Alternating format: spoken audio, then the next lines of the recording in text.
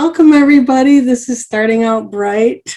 Hi, I'm Noreen Savage, and this is our 50th episode of Starting Out Bright. It's quite amazing. And I'm also celebrating my second birthday, the second year of doing all 4 lines of Bright Line Eating. I practiced for 3 weeks before that, but I was all in, put my digital scale, postage scale on the counter on July 22nd, 2019, and I haven't looked back. We'll get into that a little bit more because tonight, the table is turned.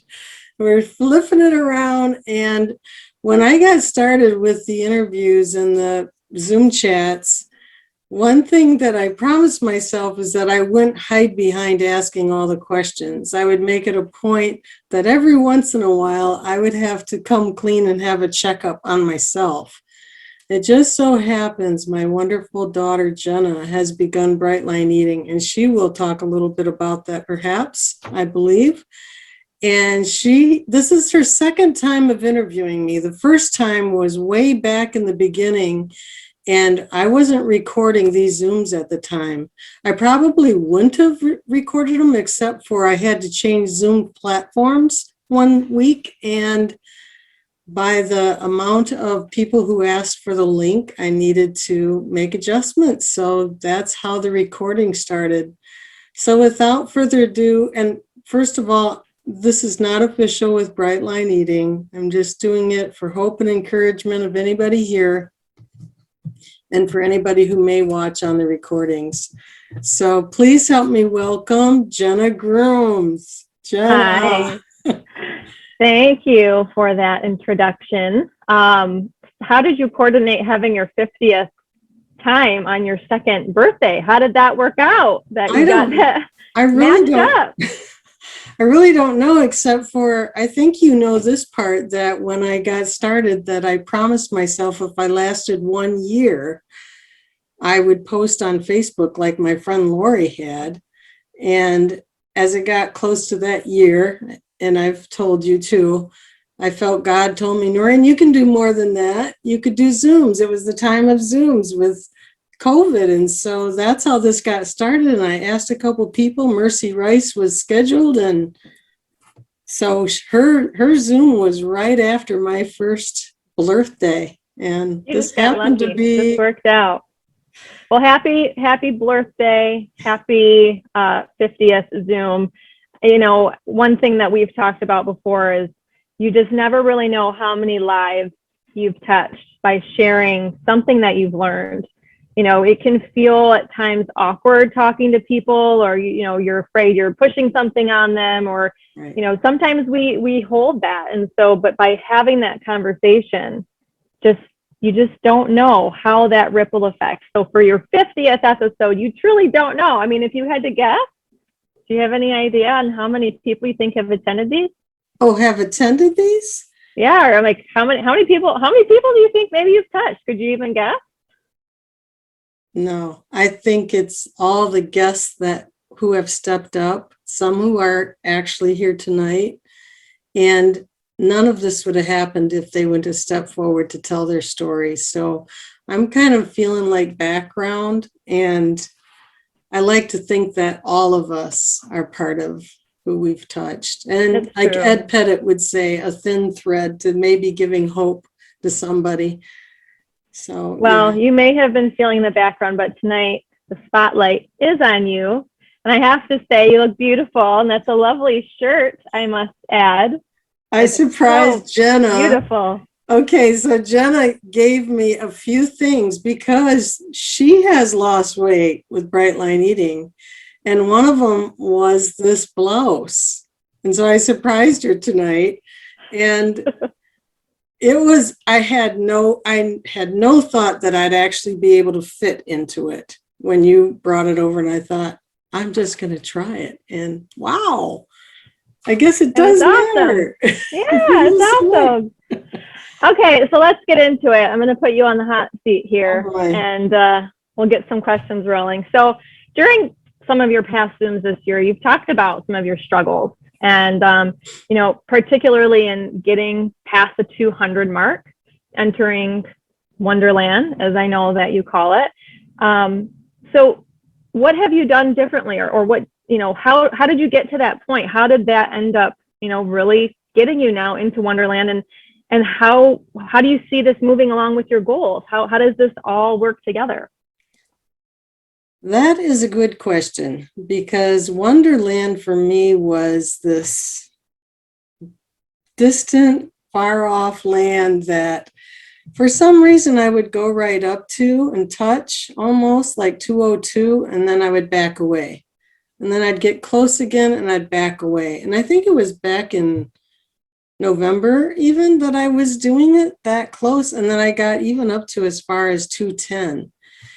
And well, lo and behold, one day I was perusing the Brightline official group, and Barb Gray was there with her little cart of, I don't know, 100 pounds of something. And she said something that really hit me between the eyeballs. And I don't know the numbers. Maybe Barb will put them in the chat, but I think she got down to like 180.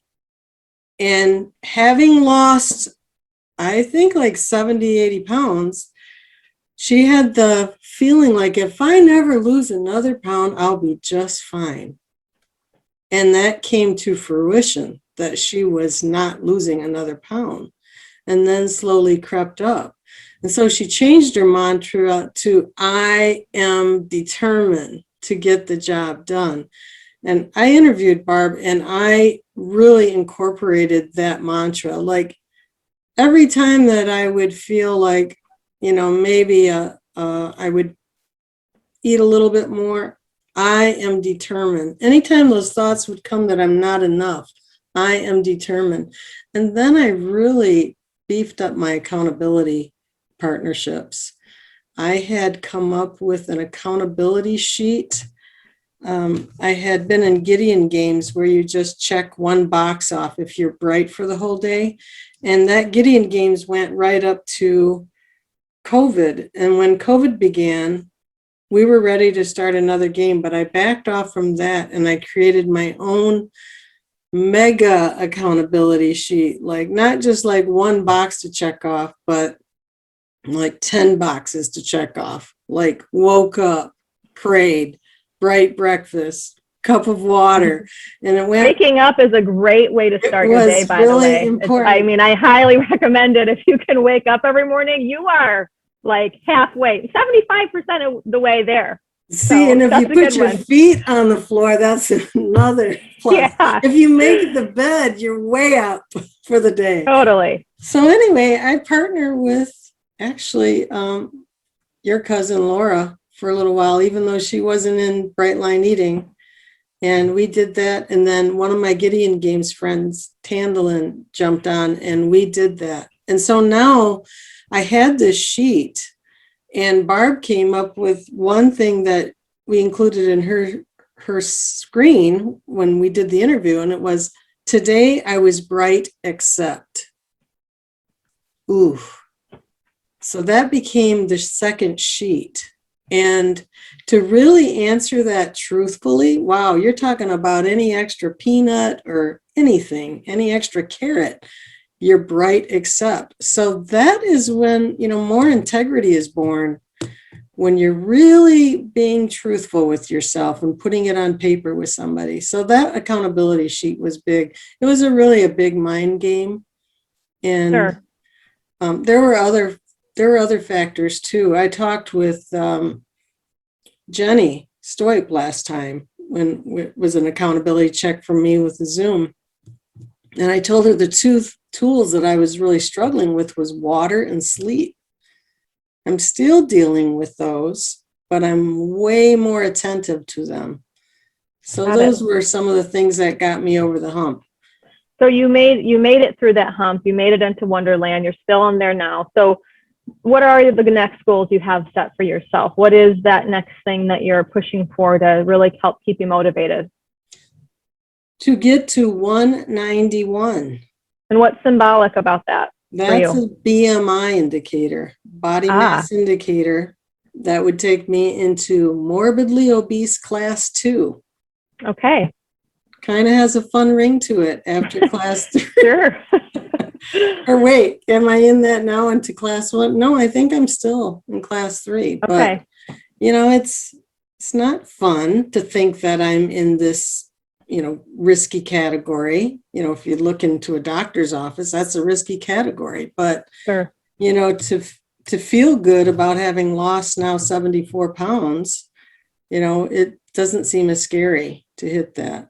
Well, and what's important, and it sounds like you have your eyes set on this, is, if you went to the doctor today and you weighed in, you might be thinking, oh my gosh, and so you could have the mindset of, I'm so embarrassed, I'm in this morbidly obese category 3 or 2, wherever you are, and this is just so like whatever, I can't stand it. But your doctor might be thinking, holy cow, Noreen, you've lost 40 pounds since you've been here last time. Like, you're doing amazing. And so that's such an important component on keeping that forward thinking. And sure, you may not be exactly where you want to be right now, but where would you be if you would have done nothing at all? Right? It's exactly right. And as a matter of fact, I did go to the doctor a couple months ago, and she said, keep doing whatever you're doing, just like so happy. And I was so happy. I was so thrilled because I also know I can keep doing this. Mm-hmm. I know the code. I can do it. Yes, you can. So, okay. This is your 50th Zoom call, as we already talked about, which, again, congratulations. That's really awesome. If you've spoken with a lot of people, there's been some really, really powerful messages that have come across. So I know this is a big ask of you, but could you pinpoint maybe 2 or 3 briefly, some of the most impactful tools or lessons that people have shared that are just so powerful that, you could briefly share them again tonight? Honestly, I've learned something from every single Zoom chat, something new. Some of them have to do with the food part of it. Some have to do with the mental part of it. Just the daily living part of it. I'd say about like the food part. Shauna Keel-Murph, when she talked about making almost like a food factory. Now, I didn't do like her 5 or 6 days in a row, like just line up the... For those who maybe weren't on the call, what is the food factory, or what is it that you're referring to? She was talking about basically making a food factory. So like doing food prep. Okay. And I didn't think I needed to because, Dad cooks great meals. I always make my breakfast and I always make my lunch, but mostly the lunch is leftovers. But her concept, and I don't know that it's unique to her, but she really took it to heart. And that was really a staple of her program. And it was line them up, your plastic trays or whatever your food trays are, and make the same meal for 5 days in a row. Now, the reason it wasn't just about making your life easy, it was about food neutrality. Because you don't also want to spike your mind saying, ooh, I get a breakfast muffin today. Oh, I get hash browns today. Ooh, because you can play those games in your mind too. Like, I'm just looking forward to that. So to have that, I did it mostly for lunches, mostly for like when I would go to work. But I would have no problem packing, maybe not 5, but 2 at the same time. It's like, yep, I'm just having the same thing. It's all good. And then when I make the muffins or muffin loaf, I do it now. This is another person, Kimberly Champion. She talked about she loves to bake, but she has to look at it as a project. And that's what I do for making like the muffin loaves and things like that are BLE compliant. I think of it as a project. And I also tell myself, if I abuse that, then out it goes. It's going to be messing with my program. Then it's no longer a project because it's getting me to have this food factory that I know that I'm set up for 5 days of work because I don't eat before I go to work. I try to wait a little longer. And I'm like, if it's going to mess with that. So those are a couple of things of the food. Like Heather Aldred Ibrahim too. She does like a 3-week, I think, planning schedule. So those Wow. were like some food things. Like that's the food part. And I've said Which, many and I times can this. say, I was just going to say, I can say too that if anyone's feeling like 3 weeks, like 5 days, like I can't think past 5 minutes. There's still power in simply planning, even just the night before for your day. Right. But that planning component, whatever that food factory is that you can stretch it out to in your unique situation. I mean, I have 2 little kids. There are literally some days I am like, oh my gosh, how did I get to the end of the day? Like I can't even begin. And if you can just take that step of whatever that planning means for your life and what you can handle, that's the key, but still having that foresight at whatever level that is. Exactly. And the thing is that when COVID happened and I started working remotely, I thought, oh, I don't have to pack. And then I was getting to the point where I open up the fridge and the kids' foods look a lot sexier to me than what I was planning on. And so I had to start packing some lunches. Even though I was at home, I would pack them after dinner until I got over that hump and I felt like I was trusting myself. So, I could go on and on. Like even the trusting myself, talked with Anna Paraguay last week, and we're talking a risk assessment. Now I understand why I need to trust myself or I can't trust myself. So if somebody wasn't on the call, this risk assessment, is this one of the impactful tools that you want to share? Yeah, it's one that I just learned, in fact, and it's like starting your day. And she just uses a sticky note on her bathroom mirror, and it's starting your day with saying, okay, am I tired? Are my meals prepped? Are the emotions running high in the family today? Do I have some work stress? Am I traveling? Is there a post-event collapse syndrome possibly going on? All those kinds of things. And like, those are not the kind of days to try something new. Like, Sure. oh, I think we'll just splurge at the restaurant without any forethought. No, those are the days you really got to hold close to your program and say, you know what, I'm kind of on wobbly ground right now. I better be a little bit proactive in taking care of myself today. Yeah. So I could go on and on, but those were some of the things, like just like related to food. But I have found so much more about the mind. I don't know if you want to talk about it now, but one of the biggest things that really impacted me this last few months since the last time I was interviewed was Susan Pierce Thompson's vlog on intermittent reinforcement. Mm-hmm. And if you have not listened to the vlog, it talks about what is the harm in having what's called a BLT, a bite, liquor, taste off plan, or just going off plan. And she talks about the philosophy behind it. And there was a psychologist, I think his name is Skinner or something like that. And he set up traps, or rather levers, with rats. And so what the idea is a pellet is dropped and the rat goes for the food. The lever move, the rat moves the lever, the pellet drops. Pellet drops. So constantly knows that's where the food is and when the food is coming. But then if you stop that, it takes only like 3 or so more tries and the rat will stop hitting that lever. But the problem is if you stop it, then start it again, it starts all over again. And it kind of tracks with how we are we get on this bright line eating program. We're totally bright. And then we have what is called peace in our brain. Like we know the lever's not going to be opened anymore. We're fine. We've made the decision. I think the other part it talks about, it's an interval reinforcement she talks about in that vlog. And that is like correlated to a slot machine where It's not just like continuous, it's like once in a blue moon. And so not only will the rat go like 3 times, now it'll go 100 times. And then if you do another interval, it's 1,000 times. Wow, that just stopped me in my tracks. And I had real life experience with it.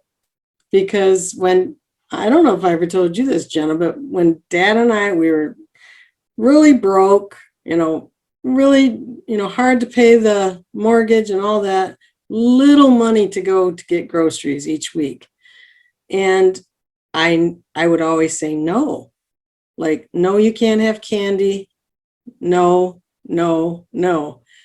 And a while later, one of you kids said to me, or I said, you never, you're so good. You never even asked for anything. And somebody spoke up and said, that's because we know the answer is no. Yeah. And I thought, wow, but that's really true, isn't it? Like if your child knows it's no all the time, they're not going to ask anymore, but otherwise they're going to, keep pulling on you like, mommy, please. Yeah, no, it's a really powerful concept. And if you have not watched that vlog, it is very impactful and it makes so much sense. For anyone who's done this program, if you've had any moments that you've gone off plan for a little bit, how hard was it for you to get back on? How did you feel like you lost some of that freedom? I know that feeling for sure, but it's different for everybody. It depends on maybe what your susceptibility level is.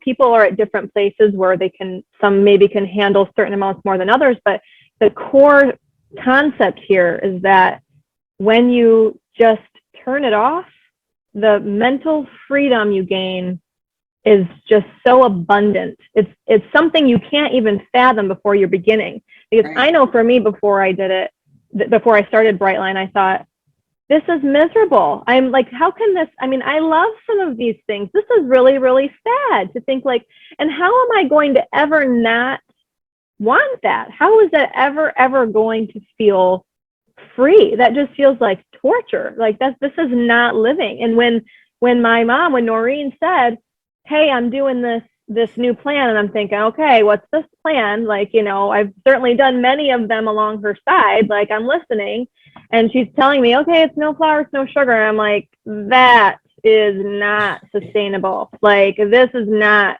Noreen. I've done these with you, woman. This is one of the top level, like, out there, not going to work, not going to live.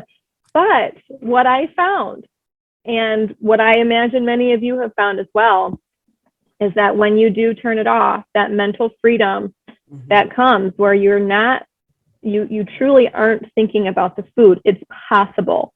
You may have other emotional roadblocks or things that maybe you need to work through if you're not feeling that way, but if it is so much more possible to actually have that freedom of just not thinking about the food. And I want to piggyback on that because I have found that in my talking with a lot of people, some really run into trouble with maintenance. Now, I have not gotten to maintenance, but when COVID happened, I kind of put myself on maintenance. I was 50 pounds lost. I had just hit 50 pounds. And I told myself I am holding the line, no matter what. And I allowed myself an exception that was instead of the vegetables. It was part of the meal of 2 nights a week. So what I'm getting at here is I stayed bright the whole time. That exception to me was not an exception. It was part of the program. Anybody else looking on would say, whoa, that's not bright line. But it was like the same thing each time. In fact, at one point I did, instead of 6 and 14 of vegetables, 6 ounce 14 for dinner, lunch and dinner, I switched to 10, 10, did that for a year. And I'm like, oh, it's just too many vegetables for lunch. So I went 8 and 12. It took me 2 weeks to tell my brain, no, we're okay. We're okay. It was still that nagging child saying, you're doing it wrong. Please, can I have that? And I would have 8 ounces of vegetables for lunch instead of 10. And I would go, I'm so hungry, because I didn't have the 2. It was all a brain game. But I had to keep saying, nope, we're doing okay. This is the same thing. And I think that's a reinforcement too. Yeah, absolutely. So let's move on to another topic. Let's talk about exercise. Have fun, right? Let's talk about it. So in the book, if you've read the book, or in my case, I listened to the CDs in the car, Susan Pierce Thompson shares that it is not recommended to have an exercise program while you are starting Bright Line Eating. And she has the caveats, unless you have depression, anxiety, walking is really great for that. Or if you already have some sort of fitness routine in place, you don't need to cancel that out. Her point with it is not to take on a whole other element of something that's going to deplete your food willpower, which you really, really, really need. And what so much of us don't understand, because we just simply were not taught this. This was not what was discussed in health and fitness over the last, I don't know, forever. It's just now coming to the surface that fat loss is all about your nutrition. It is all about your nutrition. It's not about the exercise. So that's a whole nother thing. But that being said, Susan Pierce Thompson also did a vlog recently, a few months ago, where she talked about exercise. And the question is, so am I off hook? Am I off the hook from exercising? Because you said in your book, you don't have to do it. And she really explains that it's not a forever life path of not exercising. It's simply until and it's different for everybody. And she kind of lays out, when a good time for you to start that up would be. And so I recommend listening to that vlog if that's something you're questioning for yourself. But she does share, when you might be able to do it. So you've been doing Bright Line Eating. This is your 2nd birthday. So let's talk about exercise. Are you doing it? Have you thought of it? If not, what's stopping you? If so, what are you planning to do? Oh, wow. That's really a loaded question. It is. It is. Well, did I do any exercise? Well, you know what? When COVID started, remember that big sheet? I decided I would add 1 line for do 10 squats a day. And I did 10 squats a day for months. What was your intention behind that? Why 10 squats a day? Where did that come from?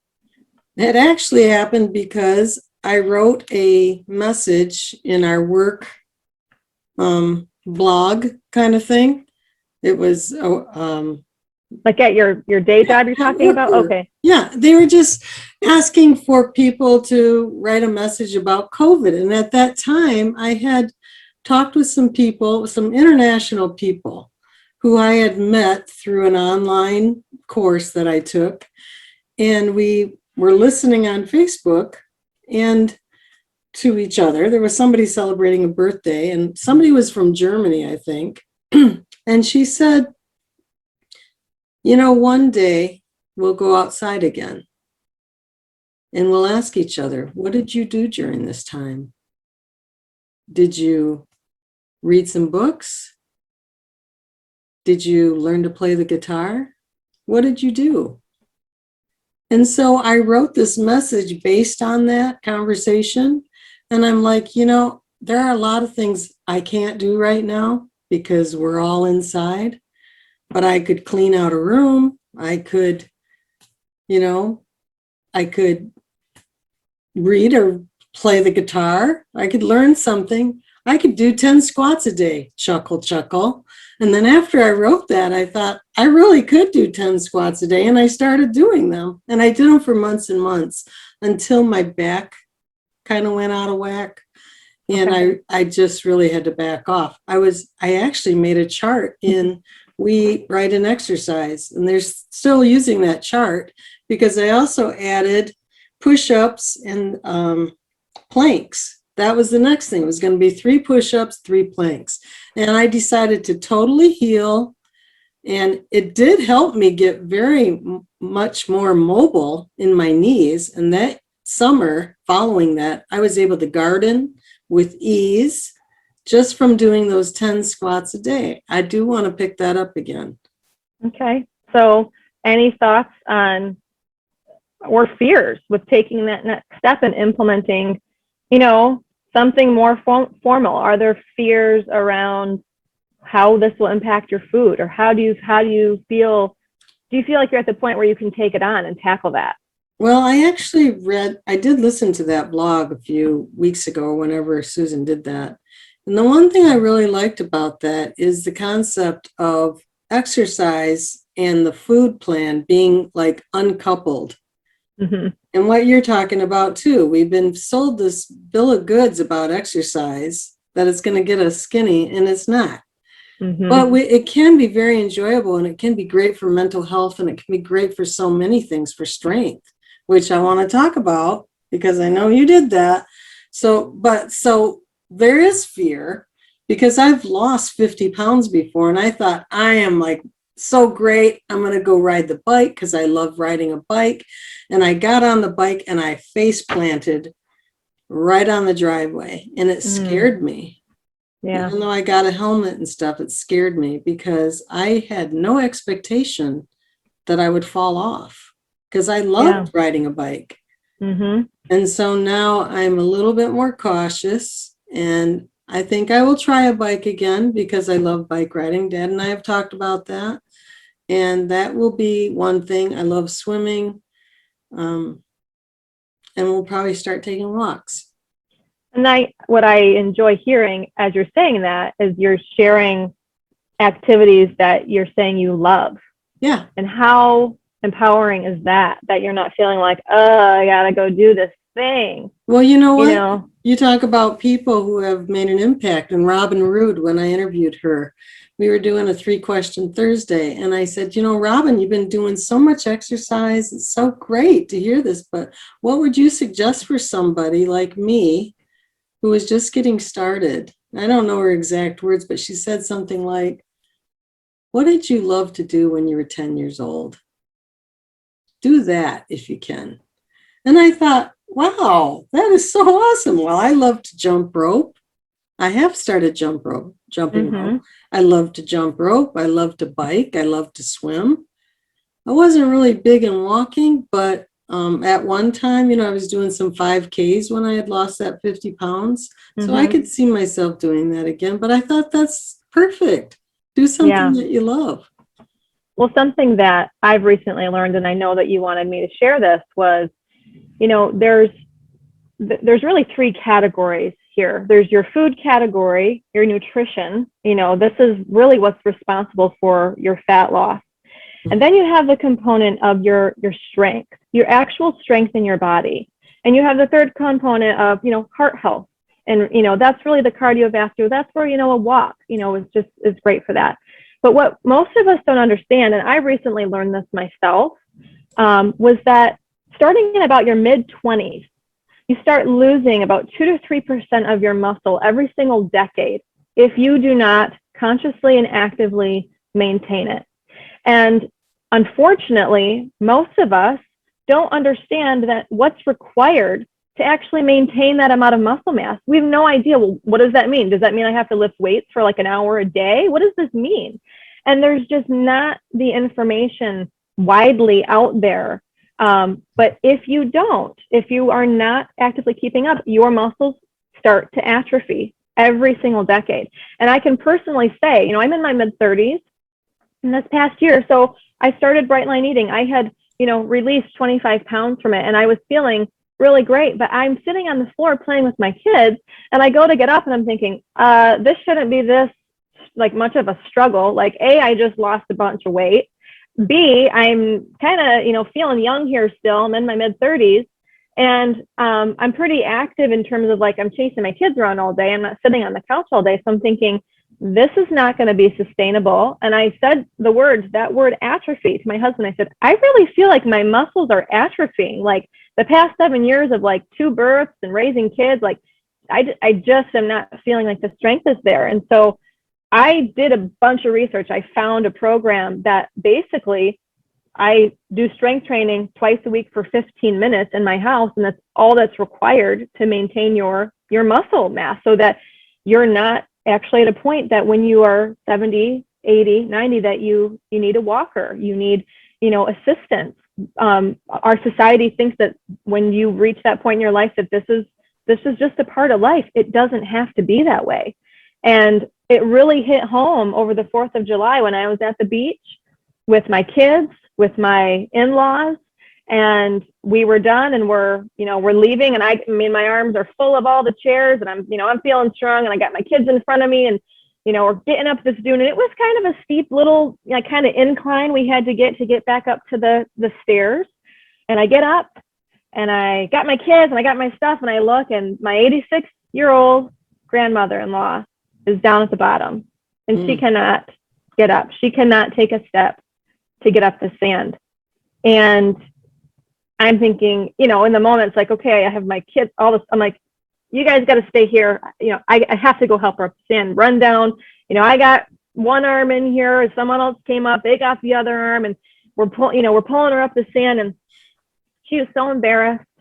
It was such a struggle. We got her to the top, and everybody was so gracious. Everybody was so loving and kind. But in my mind, in that moment, I thought to myself, I have the tools so that, God forbid, something else catastrophic happens in my life, but I am not planning for this to be my life story when I am 86 years old. I am not planning that I am not going to literally be able to lift up my leg because my muscles have just completely atrophied. And so I just really invite everybody to know that our bodies are so amazing, and it really doesn't have to take so much. It's just finding the right tools and information. And I'm happy to share in the chat afterwards what program it is that I'm doing. And there are people of all ages doing it. There's people of all ages doing it. So. And in this program, and you told me about it, and you can share that, you really said start slowly. Like, this is like entry level. It's 100%. Yeah. 100%. Yeah. I mean, I could not do one full push-up starting it. So I was not at some sort of athletic level that I was like, at the top. And I've been doing all of it at home. I have not been going to the gym. There will become a point maybe, in the fall or winter where I may, just because I've been doing it now for a while, and I'm feeling like I can move up. But I have everything I have here. And in the short amount of time that I've been doing it, and it was a 3-month starter program, like my legs, for example, doing a squat, I started with, 8 pounds. And by the end of it, I was up to 20 pounds. Really seeing like the evolution of the strength of like, wow, this, like, my body is actually getting stronger. And so it's an awesome gift. And so if somebody's listening too, and they want to know more, they can ask me or you in the Starting Out Bright group, in the private group. Absolutely. So that we can discuss that, where it's from, like, what was involved with that. That's really great, though. And I know that you have seen a lot of success with adding strength training into your. That's great. Are you? No, go ahead. I was going to say, this is not the Jenna interview. I'm going back at you.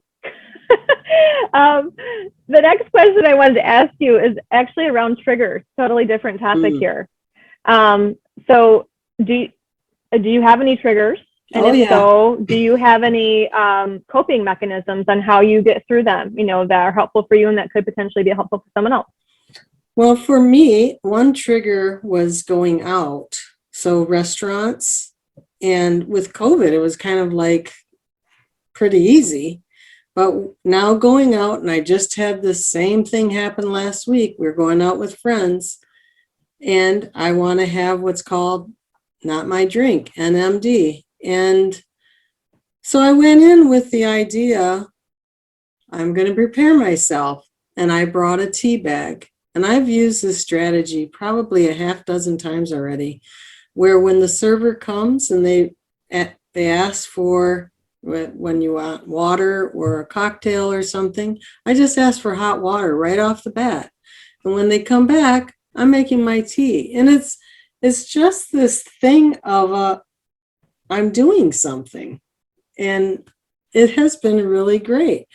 But I was even having like a trigger of like ice cubes, like clinking in the house, as if because we have adults here and they can have an NMD.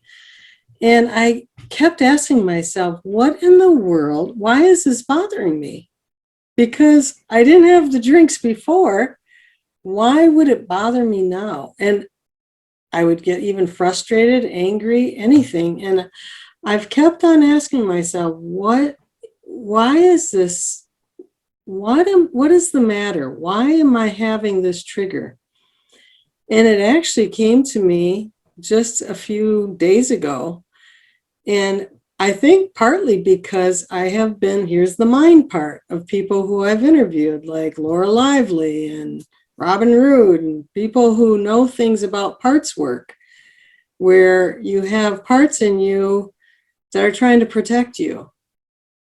And I remembered a time in my life, and I'll tell you very quickly, it was wintertime. I was a little girl. I don't think I was more than 12 years old. And I went with several cousins to watch a play. It was in a school auditorium. And it was Christmas time, very, very busy time. My mom and aunts dropped us off. So many people, I just still remember so many kids in the hallway to go see this play. And we get into we're in the vestibule, we go into where the actual play is, and they stop me.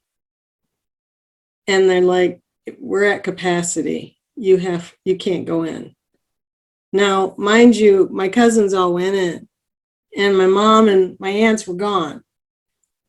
And so the rest of the kids, apparently their parents were there because they were all gone too. So for the next first act, I'm walking this school totally alone. I am hearing the laughter. I'm going up to the door. I'm hearing the laughter. I'm hearing the clapping. They come out for refreshments. They go back in, they're laughing and clapping. And I realize this fear of missing out is not just about food or anything. It's an emotion of like, you want to be part of the action. And, like in that particular case, there was no second act. There was no second play that I could go to. I never saw it. Nobody said anything other than I'm like, I didn't get to see it. So I really missed out. So it was like a PTSD kind of thing. And I finally experienced, by understanding about a little tiny bit about parts work, allowing myself to go deeper and deeper and ask myself, what is bringing that up? Why is this intense feeling? Well, FOMO is a real thing. Well, it's a very real thing in your perspective. It's in your world because of this particular experience that you had. And listening to this story you're sharing, I'm thinking, what a powerful question for you to ask yourself. Why am I feeling this way, and allowing yourself to revisit a different time in your life? Because you are so right that we do have these parts that do try to protect us because they remember how painful it was. Right. They remember how some of these experiences were and literally close them off. And it really creates almost an amnesia effect. Yeah. You really, here you are, in your level 6 in your life, and you're just remembering this story after 50 years. Yeah. That your inner self has just completely hidden away from you, that it was not ready to come up and to be discovered and to be discussed. And so the invitation to everybody really is, at those hard times, in those struggles where the trigger is coming up, it's what powerful question can we ask ourselves to really get to the root of what it is? Because at the end of the day, it's just food, right? So what is the emotion behind it that is making it feel so awful or just so painful? What is it behind that? And if we allow ourselves to go there, as you did, It's such a discovery, and it brings an opportunity for healing, and it brings an opportunity to really, grow and evolve and heal from that so that you can continue moving forward. Doesn't mean you won't be sad ever thinking about it, but you can allow yourself to move forward. Right. And, I'm so glad that it did finally come up, because I had squashed it away, but it has a lot of tentacles on different things, blame and shame and, keeping quiet about an injustice at that time, and not wanting to hurt anybody by bringing it up and things like that. So yeah, and it came out in the food. It came out in the drink. It came out in little ice cubes, the sound of like, I'm going to miss out on something. Yeah. And it's like, no, it's like, what is going on in the brain? I want to segue to what we talked about the other day. And I don't know if you want to talk about it, but you do a kind of neat thing at the start of your day. I don't know if it's every day, but you envision your day. Oh, sure. Yeah. I mean, every day is a little bit differently, but I do have a little bit of a morning ritual that my goal is to do every morning. And morning rituals are so powerful. They don't have to be the same for everyone, but it's really having an opportunity to start your day, whether it's if you have 1 minute, if you have 20 minutes, doing things that are not involving screen time, that are not putting you in a stressful state from the get-go. And one of the things that's part of my ritual is really affirmations. And part of the visualizing is that I have I invested in this course called Life Book, and essentially it helps you break out your life in 12 different sections. Health and fitness is one of them. Your emotional health is one of them. Your spirituality, your parenting, whatever. I mean, it's literally broken out, and you essentially take time to really think about what it is that you truly want in that particular category of your life, that your authentic self really wants to show up to be. And so I've been starting to actually print out this book. I have my first chapter, Health and Fitness, done. It only took me 6 months to get it done, but I finally have it printed out. But as part of that, it's this language that I've written to myself of saying things like, my body is healing.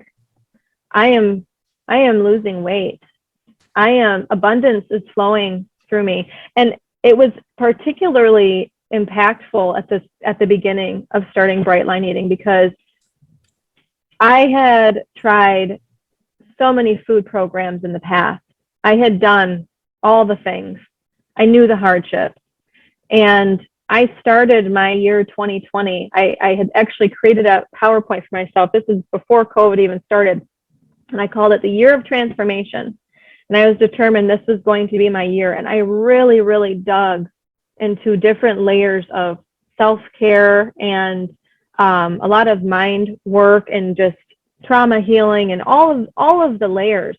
And so as part of that, in the beginning of starting Bright Line, one of the things every morning was telling myself, I am losing weight, or I am releasing weight, because what I was telling myself previously was, my body is broken. Oh. But I'm not capable of doing this anymore. This doesn't work right. Something is wrong. That was the self-talk before. And so every day saying those things, when you're having the hardest of days, when maybe your scale didn't move the way you were expecting, or you had a really emotional day and maybe you chose to do something off plan or whatever it was, those were the days that it was most impactful. Because whether I believed it or not in that moment, saying it enough over and over and over truly does begin to change. And I mean it. She believed she could, so she did.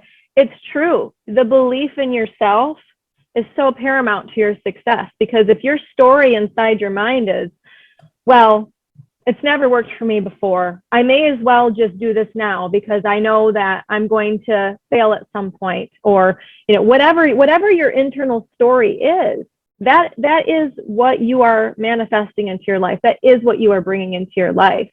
And we don't maybe realize it, but if you really start to peel back, like what the story is you're telling yourself, like if you're saying to yourself, like, I hate money. Money is so terrible. Like money is the evil of everything. And you're finding like, wow, like I really don't have any money. Like, well, of course, why would you? Why would money want to come to you? Because you hate it. Like you're saying all these terrible things about it. Same thing for yourself. If that's what you're saying about yourself, like that your body's, it's, you are just manifesting those things into your life. So yes, that is part of my morning ritual and just daily ritual. And one thing that I found to be very helpful is to type up maybe 5, 6 of very short, one-liner affirmations for yourself, whatever it is in your life that you really need to hear. And you can find that by finding out what your current story is you're telling yourself, and then changing that to be the, positive answer, the affirming side.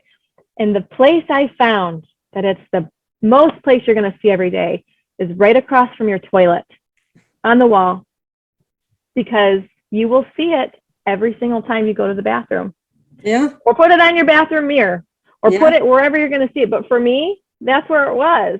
And it was, and well, I'm talking about affirmations. I am determined to get the job done. And I may totally change that. But an affirmation that came to me, and this happened before I talked with Jenny, it just had happened. It was a really funky morning. I got on the scale and I was like, oh, this is ridiculous. What am I doing this for? I could go back to doing what I was doing. And all of a sudden, boom, it hit me. And I said, if I go back to my old ways, WAYS, I'll go back to my old ways, WEIGHS.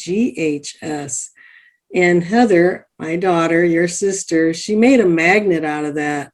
And so I see it on the fridge, and I see it. If anything's looking sexy to me, I'm like, if I go back to my old ways, I'll go back to my old ways. And it is an affirmation. It's not like I'm not going to do it. I am going to do that.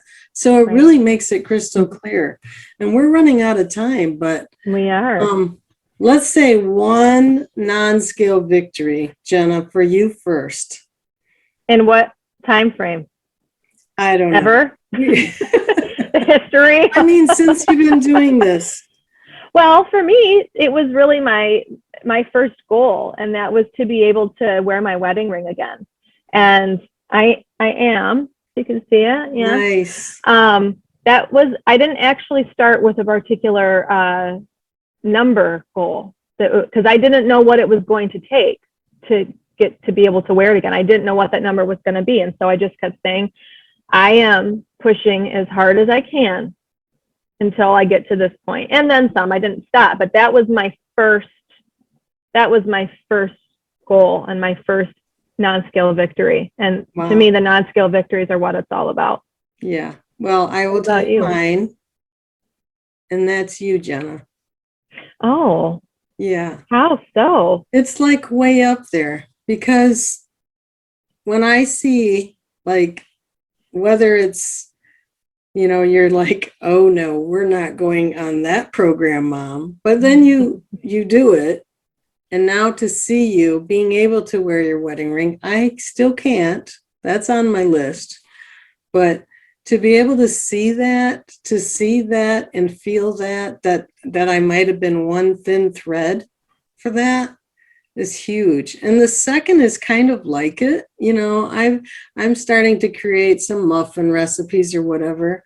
And when I see like your children actually love them, and some of the other grandchildren actually love them, I think that there's this possibility that we can change the trajectory for our children and grandchildren, that one day they're going to say, this is my food. That other stuff, whoa, that is way too sweet for me. That's not my food. They just inherently feel that way because they've been giving, my dad, your dad, my husband, yes, he said to me today, he loves strawberry rhubarb pie. He actually looked up the recipe, 1.5 cups of sugar in one pie. It's like, we are not doing that. Yeah. anytime So I soon. can sense a new muffin recipe coming your way. Strawberry Yes. rhubarb. I bet you can figure that out. I bet you can. I'm working on carrot muffin first. Well, 'tis the season for strawberry rhubarb, Yeah. but I Yes, feel you. I should try. So anyway, I'm going to ask you one more question. Oh, And that is, I want to give you an opportunity. If somebody is right now listening, and thanks for letting me record too, and what would be your message to them about starting the program, doing the program? I would say first and foremost to trust the process. I will say that, as I've mentioned several times tonight, I've tried several different programs, and I consider myself to be fairly knowledgeable in terms of health and nutrition because I have invested so much of my resources over the past, really 15 years, but really, really the last 5 years, very, very deeply. And sometimes we think that we have to do it all, and like we just know better than the person who's been studying it for years and knowing the science and all the things. And so we kind of make up these stories of like, well, even though it says that, I bet my way with this is really what's going to do it. I'm just going to throw that out for beginning.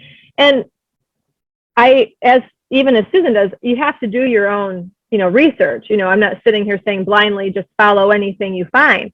But in this particular process, trust the process. At least give yourself 2 to 3 months doing it exactly as she has written. Just try. And if you are finding that there are things that you can tweak that are a better fit for you, that you're still having results, then by all means do, because at the end of the day, Bright Line Eating is one tool.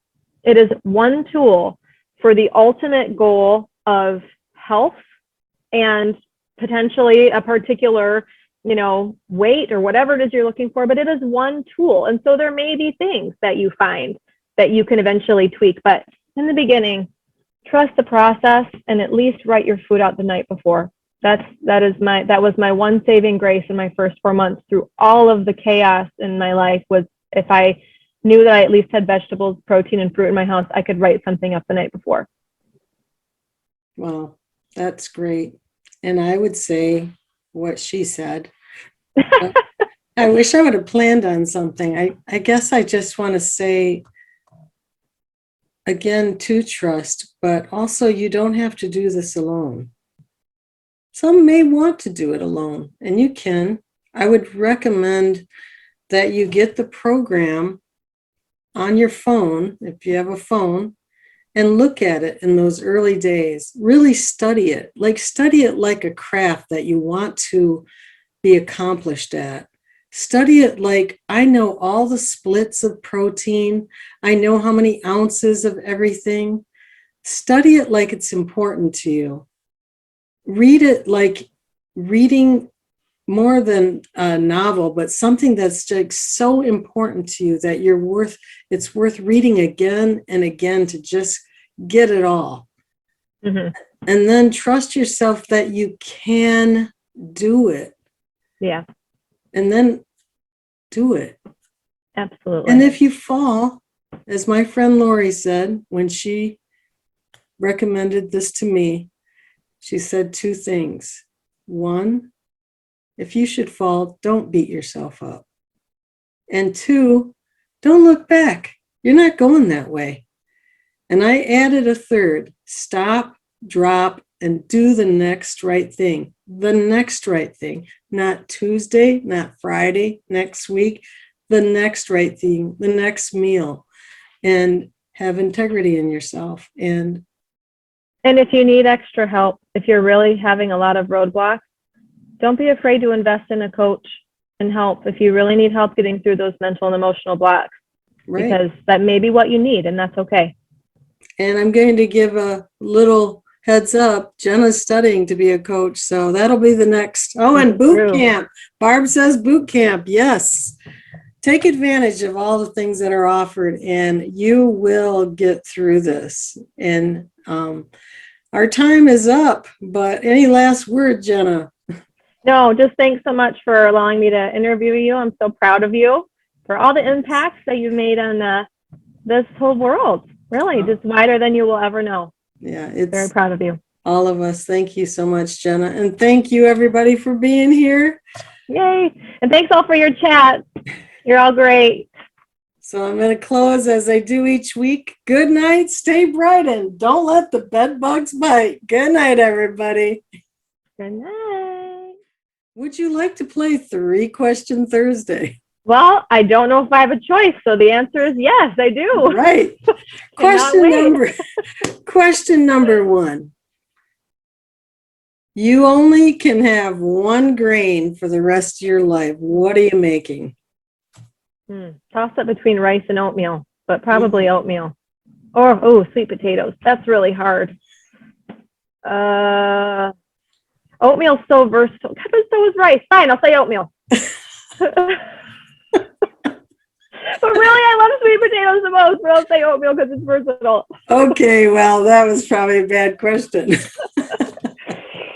So do you have to answer it? How does this work? Or do you see the random question?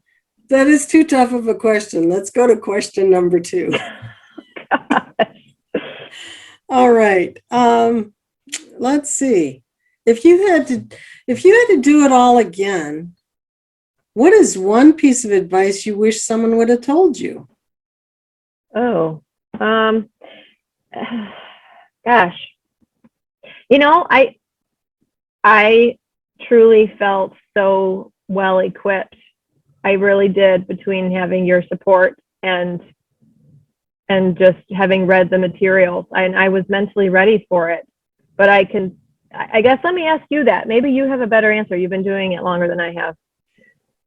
I would say I did not take the advice of taking photographs right at the start.